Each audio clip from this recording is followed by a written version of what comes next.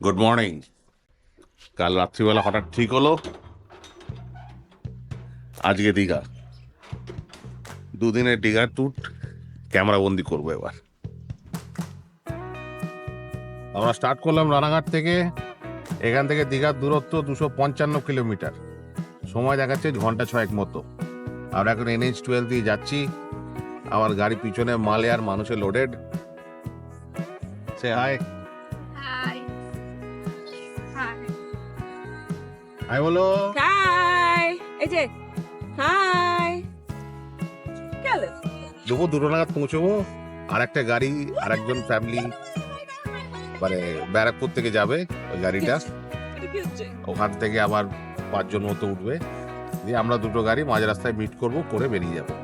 কাল রাতে প্ল্যান, আজকে সকালে দীঘা।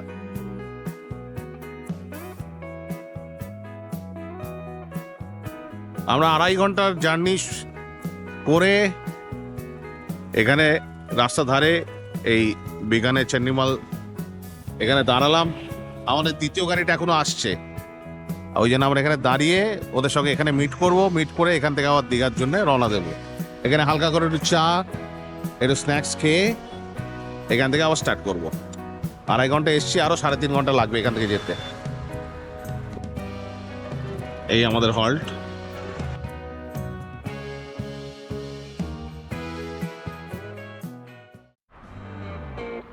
আমাদের দ্বিতীয় গাড়ি পৌঁছে গেল।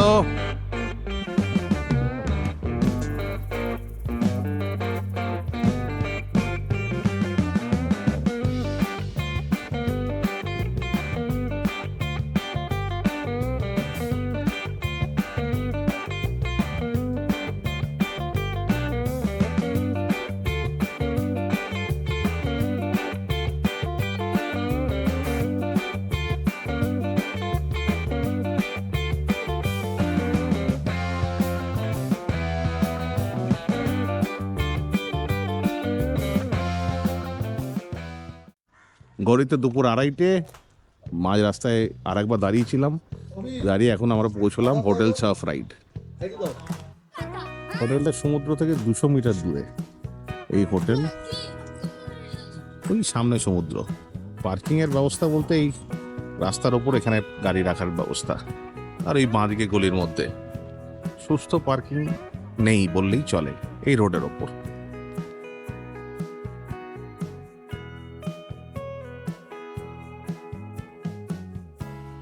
এই এন্ট্রি,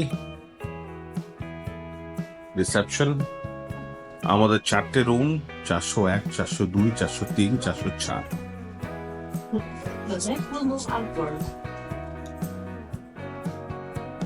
লিফট,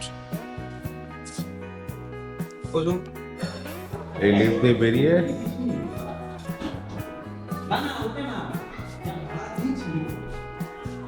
404।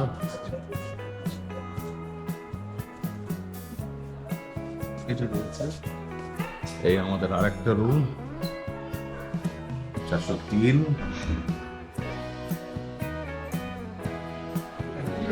তার পাশে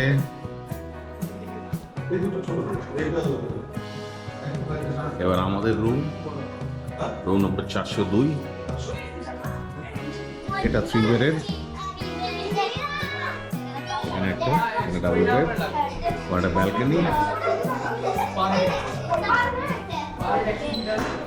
এই ওয়াশরুম,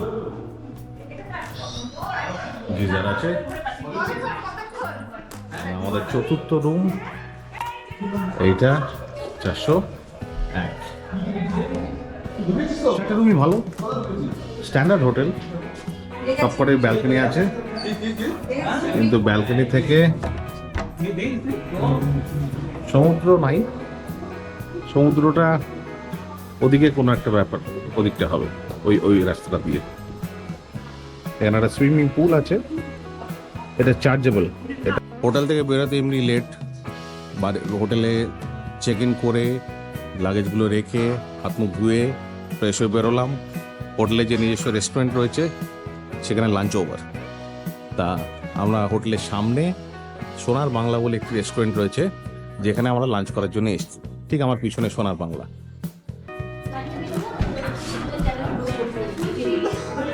নিজের জায়গায় বসে পড়েছে।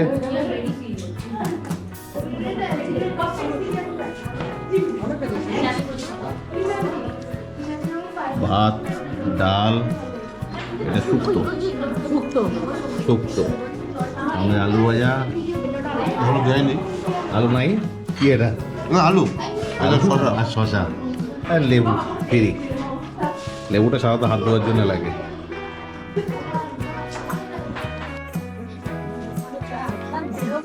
এটা কি জিনিস? শাক।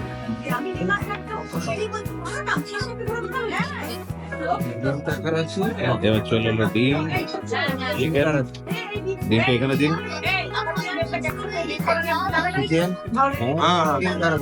চিকেন ওইখানে দিন একটা, আর বাকি চিকেনটা ওই দিকের টেবিলে।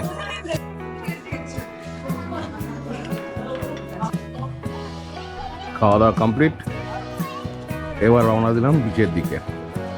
এই সামনে আমাদের হোটেল, এই সোনার বাংলায় খেলাম আমরা, আর এই হচ্ছে বিচ। যাচ্ছি।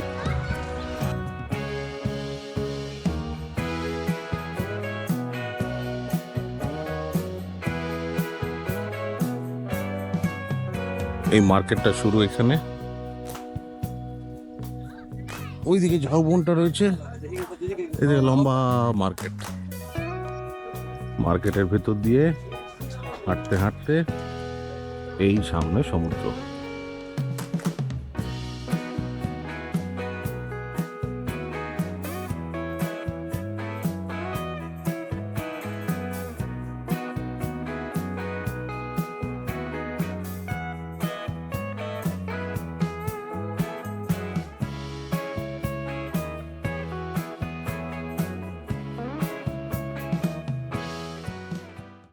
গড়িতে সন্ধ্যে 7টা, একটু বিশ্রাম নিয়ে বেরোলাম।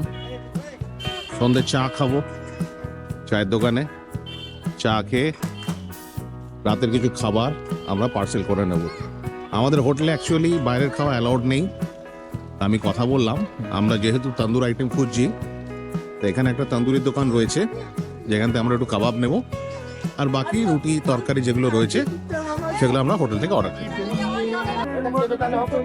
রাতের ডিনারের জন্য কাবাব।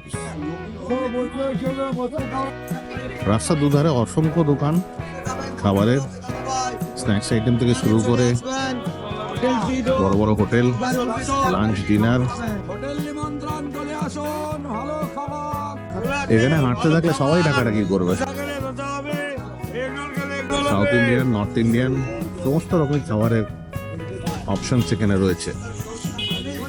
হাঁটতে থাকলেই চারিদিক থেকে ডাক শুরু হবে। কাঁকড়া, এটা অক্টোপাস, রূপচাঁদা, ওটা চিংড়ি,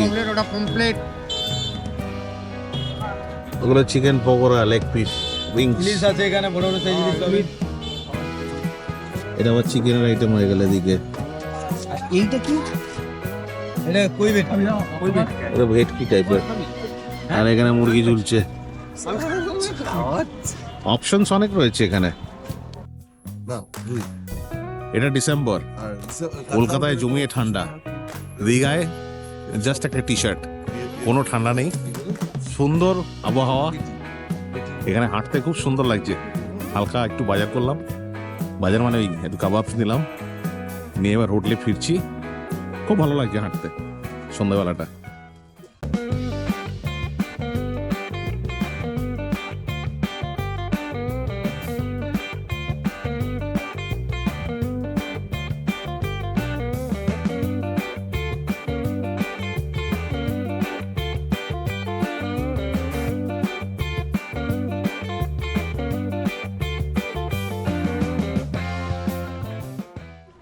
গুড মর্নিং ফ্রম দীঘা।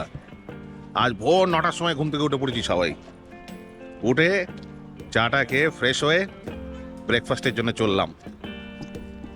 সবাই আগে হাঁটতে আরম্ভ করেছে, আমি পিছনে বকবক করতে করতে হাঁটছি। রোদ ঝলমলে সকাল, ঠান্ডা নাই। কলকাতায় ভালো ঠান্ডা আছে, কিন্তু এখানে ভালো লাগছে, সুন্দর ঠান্ডা হাওয়া দিচ্ছে, রোদটাও ভালো লাগছে গায়ে। এখন ব্রেকফাস্ট করব, করে বাচ্চারা একটু সমুদ্রে নামবে, নেমে দুপুরে লাঞ্চ টাঞ্চ সেরে আমরা এখানে একটা নতুন মন্দির খুলেছে পুরীর মতো, ওটা দেখতে যাব। এখন বিচের যে মার্কেট রয়েছে সেখানে একটি দোকানে আমরা ব্রেকফাস্ট করতে এসেছি।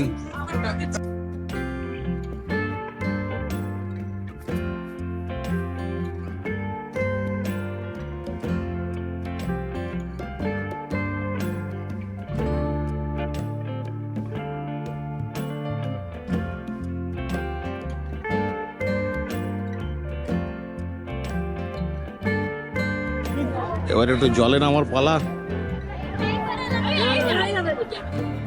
চারিদিকে মানুষজনের ভিড়, জল অনেকটা পিছিয়ে গেছে, ভাটার সময় এখন। কালকে বিকেলেও এত পর্যন্ত জল ছিল এই পাথরগুলো অব্দি, এখন জল অনেকটা দূরে পিছিয়ে গেছে। এখন নামবো, সব জায়গায় নামার অপশান নেই। এই যে মেন রোডটা আসছে, এই রোডের সোজাসুজি এসে এখানে একটা সিমেন্টের পাথ করা আছে, যেটা দিয়ে পিছিয়ে যাওয়া যাবে। প্রচুর মানুষের ভিড়, এখানে আবার রাস্তা নেই, সব পাথর। কিছুটা সিমেন্টের পাত আসার পরে এখানে আবার সেই পাথর ডিঙিয়ে খুব সাবধানে নামতে হবে।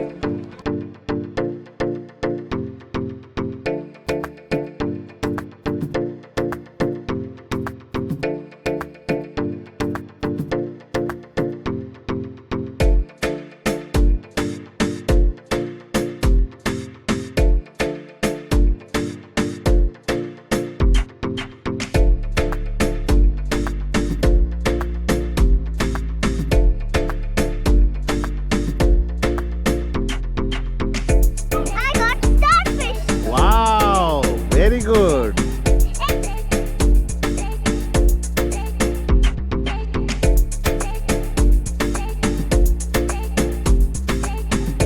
স্নান বেশি করা গেল না, খুব ঠান্ডা।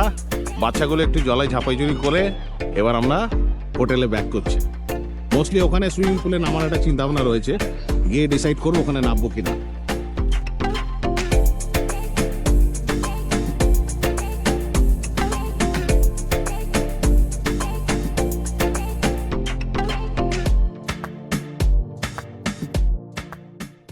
এবার আমরা লাঞ্চের জন্য বেরোচ্ছি। ঘড়িতে সময় প্রায় 3টে বেজে গেছে। এখন আমাদেরই হোটেলে যে রেস্টুরেন্ট রয়েছে ওখানে দেখবো, খাবার পাওয়া গেলে ভালো, নইলে গতকাল যেরকম সামনের হোটেলটা গেছিলাম খাবার দাবার ঠিকঠাক ছিল, ওখানে আবার যাবো। নইলে এইটা হচ্ছে আমরা যে হোটেলে আছি তার নিজস্ব রেস্টুরেন্ট। এই সুইমিং পুল, ওই ওপরে আমাদের রুম, আর এই হচ্ছে রেস্টুরেন্ট।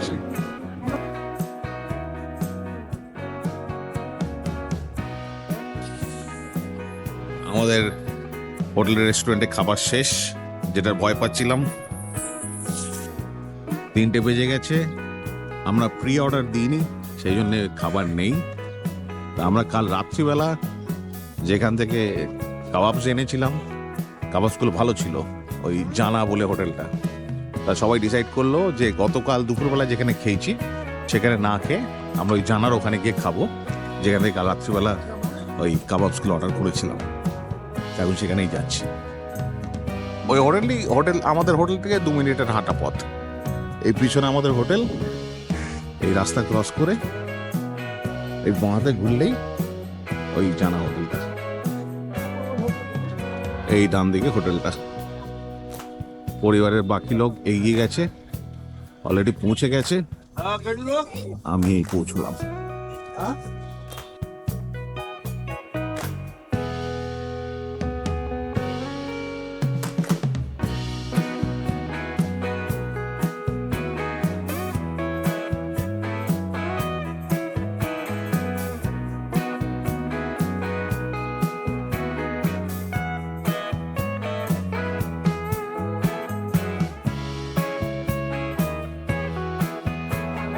বিরাট ভালো।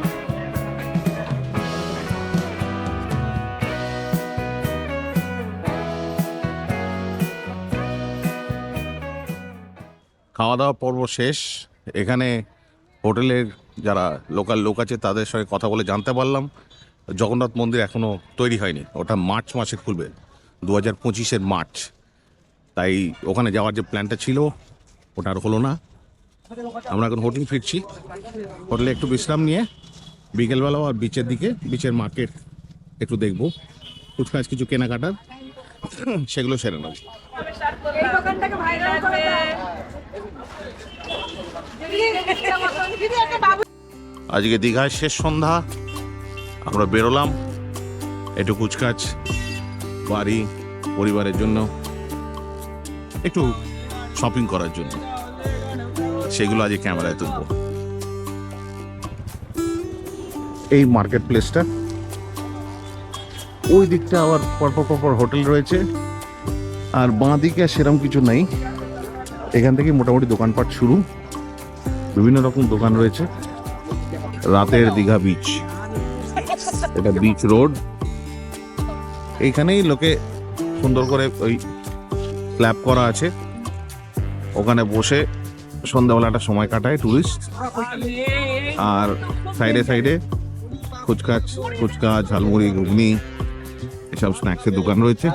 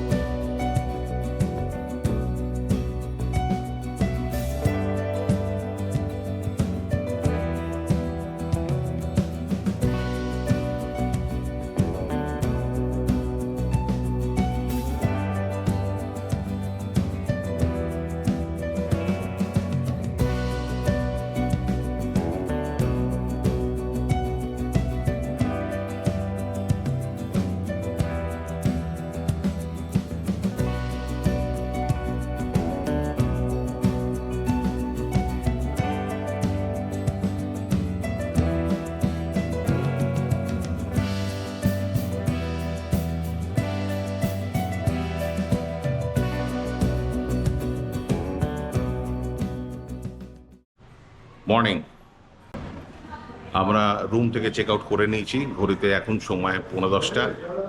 আমরা চেক আউট করার পরে এই হোটেলের রেস্টুরেন্টে ব্রেকফাস্ট করব, করে এখান থেকে আমরা স্টার্ট করব কলকাতার জন্য।